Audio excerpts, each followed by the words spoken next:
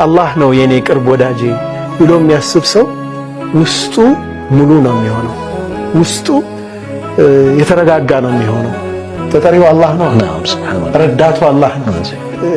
የመረበሽ የባዶነት ብቸኝነት ስሜትን የሚያርቅ ትልቅ የአላህ ስም ነው አልወሊይ። አልወሊይን ስንረዳ ብቻችንን ብቻችን አይደለም።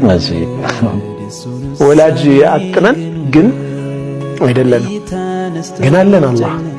ገንዘብ የለንም፣ ሰዎች በገንዘብ በሚለኩበት ዓለም ውስጥ ግን ብቸኛ አይደለንም።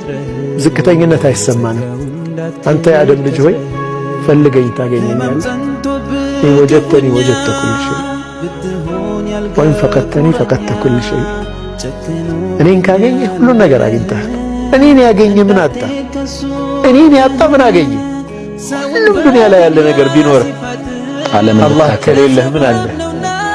ባዶ ነው።